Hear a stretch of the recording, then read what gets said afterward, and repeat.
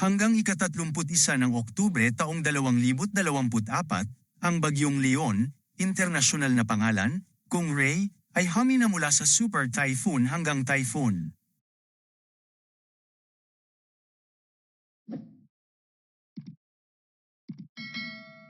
Kasalukuyan itong matatagpuan 155 kilometro sa hilaga ng Itbayat, Batanes, na gumagalaw pa northwest sa bilis na 25 kilometro kada oras, kph.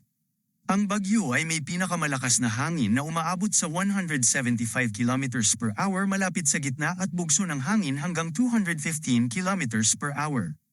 Ang Batanes ay nasa ilalim ng Tropical Cyclone Wind Signal, TCWS, number 3, habang ang Babuyan Islands ay nasa ilalim ng TCWS number 2. Signal number 1 ay itinaas sa ilang bahagi ng Luzon, kabilang ang Cagayan, Isabela, Apayao, Abra, Kalinga, at Mountain Province.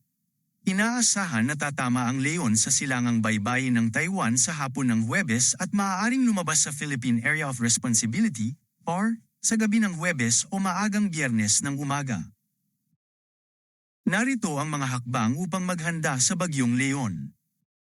Una, maglaan ng mga emergency kits. Siguraduhing mayroon kang mga pangunahing pangangailangan tulad ng pagkain, tubig, gamot, flashlight, at iba pang mahalagang gamit. Pangalawa, i-check ang mga bahay, tiyaking ligtas ang iyong tahanan. Siguraduhing maayos ang mga bintana at pintuan, at iwasan ang mga matibay na puno na maaaring magbukas ng ilong. Pangatlo, maging handa sa pag-evacuate. Kung kinakailangan, maghanda na agad na lumipat sa isang ligtas na lugar. Tandaan ang mga designated evacuation centers sa inyong lugar. Pang-apat, manatili sa loob ng bahay. Kung hindi ka kinakailangang lumabas, mas mainam na manatili sa loob ng bahay at iwasan ang hindi kailangang pagbiyahe.